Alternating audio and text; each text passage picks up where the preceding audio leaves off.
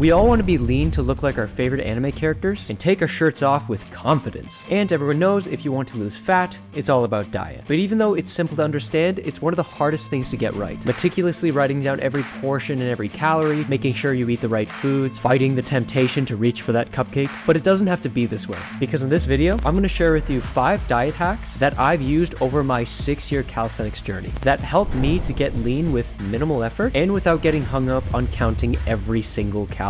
One of the reasons losing weight can be so damn difficult is that you'll feel hungry all the time. Sure, there are ways to mitigate that, which we're going to talk about later in this video, but sometimes you just can't help yourself. You're a hungry boy and you gotta eat right now. So the best way to combat this is actually getting comfortable with the feeling of hunger. It sounds weird, but let me cook, no pun intended. Think of Itadori Yuji. He is a man who's gone through a lot of suffering, so many people dying around him, or he's witnessing the deaths of countless lives. It's horrible, it's gruesome, like damn, homie can't catch a break. And in the beginning, this broke him at first. Yuji thought, oh, suffering is bad, I should avoid it at all costs. But as the story goes on, Yuji slowly learns to accept suffering as just a part of life. And he learns to live with it and continue living with it throughout the rest of his hero's journey. Not to compare the deaths of hundreds of thousands of people to the feeling of being hungry on a Saturday night, but you get the idea.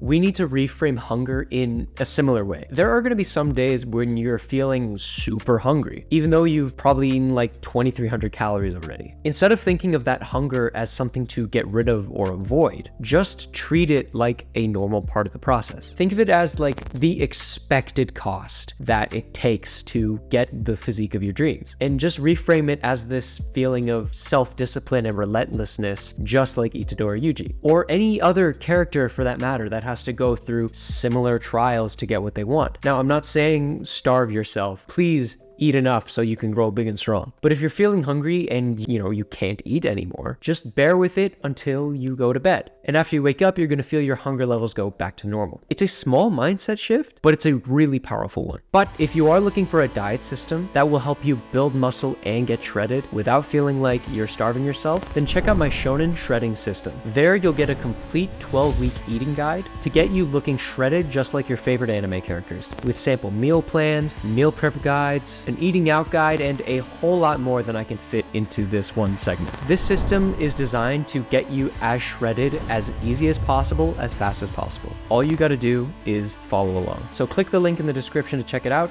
and unlock that lean anime physique. Okay, so maybe you can handle your hunger, but what if you don't have the self-control to stop eating? What if instead you tend to gorge yourself on food because it's so delicious, and then you end up consuming 8 large chicken thighs? Speaking from experience. I've personally had that problem all of my life until I discovered hack number 2. Now, I think it goes without saying, you're probably overeating because your food is way too delicious. Like, think about any food scene in an anime. When a character is like eating this stuff, they're like stuffing their faces with it. And honestly, I don't blame them. These dishes look damn good. Delicioso. Like Luffy's meat stick? Straight into my mouth, sir, please. But would they be eating with the same enthusiasm if the food was instead, so-so looking? Think about it this way. What's easier to binge? Barbecue ribs slathered with a bunch of sweet, smoky, savory sauce, or a steak with just some salt on it? So instead of making these highly palatable foods that are really easy to binge, make your foods boring. Now, I'm not saying make your food disgusting or even making your foods bland. You can think about it as like the dopamine detox of diet. You've gotten used to like super flavorful meals, or ordering the new Travis Scott meal. Is that still a thing? The Travis Scott meal? Like what's the latest thing from McDonald's? Yeah, Angel Reese, the Angel Reese meal. You eating that? You eating Angel Reese meal? Basically, what I'm trying to say is you've eaten so many palatable foods that normal food has just gotten boring. So instead of meal prepping just a bunch of spiced up marinated chicken thighs, just try using a light amount of seasoning. Or for me, I just use a little bit of salt. It goes a long way for me. And just let the flavor of the food speak for itself. This is going to make it a lot harder to overeat because the food you're eating is not that exciting. It's boring, so to speak. So you're going to be much less tempted to eat a lot of it. Now, you don't need to do this for every meal. Obviously, just eat how you want and enjoy your life. But for the vast majority of what you should eat in order to achieve your goals, you gotta kiss Keep it simple, stupid. Not only is this going to simplify meal prep, saving you a ton of time, you'll also learn to appreciate food as it is, and it's gonna stop you from overeating. So think twice before making that bulldog kung pao, spicy truffle butter ramen, and start salting your chicken thighs. But it's still gonna be difficult to know how to meal prep if you don't know what foods to actually get in the first place. So hack number 3 is gonna help you with that. But before we talk about what foods to get, let's talk about the foods that are making you fat. The reason why a majority of people are overweight is because we have absolute garbage for food. We got things like Dunkin' Donuts, Baskin Robbins, freaking crumble cookie. Damn it.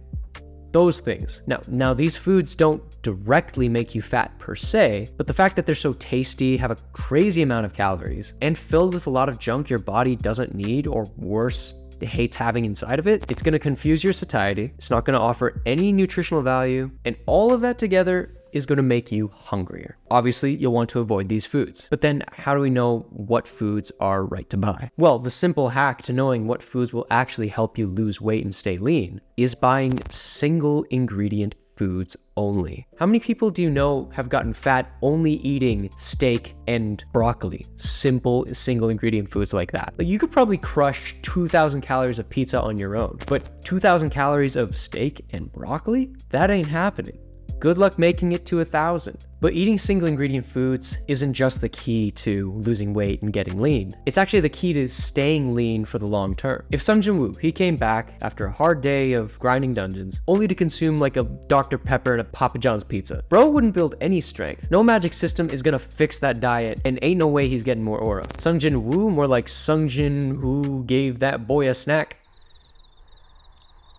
Eating the right foods that actually nourish your body, is going to give you proper energy and nutrients to build that anime physique. On top of that, giving your body the right nutrients it needs will tell your brain and your stomach, hey, we're good. We've got the essentials. We're full. We don't need to eat anymore. And that's going to keep the weight off, helping you stay lean in the long term. But there are some exceptions to this rule, which I will get into in hack number 4. This hack is actually a bit of a lifesaver and has helped me to actually control my gluttonous desires. And yet it actually contradicts what most people talk about when it comes to losing weight. I'm sure when you hear your average fitness advice talking about how to lose weight, they always say the same thing. Eat less, move more. Now, moving more, I agree with. Eating less? Hell no, I ain't doing all that. I actually believe if you are eating the right foods, you could actually benefit from eating more food, which is why hack number 4 is all about snacks. Some say snacking is not a great way to lose weight. I frankly disagree. In my experience, having some light snacks between my meals helped me to eat less overall during my main meal. In the days I wouldn't have snacks, I'd be so hungry for my main meal, I'd end up overeating. Now, I can see some of you getting excited. Oh, Kevin told us that we can eat all the snacks we want. Don't be mistaken. This is not an excuse to buy Doritos and Mountain Dew. You need to know what snacks are actually good to munch on. But what snacks should my fat ass consume? Well, the best snacks you should eat when you're trying to lose weight are the snacks with a low calorie density, and ideally snacks that are highly satiating. Now, I said that this video would be free from calorie counting, so to save you the headache, here is a list of some perfect low calorie snacks. Sugar-free Jell-O, Orville Redenbacher Smart Pop popcorn, berries, strawberries, watermelon, grapes, apples, any form of vegetable, rice cakes, non-fat Greek yogurt, canned tuna, and diet soda. And again, some of these aren't single ingredient foods, but you know, we gotta have exceptions somewhere, right? Now, snacking isn't for everybody. It may not be helpful for you. You might find that you start overeating if you start introducing snacks. So experiment with it, try it out, and see if you're getting closer towards your goals. If not, stop the snacking, go back to what you were doing before.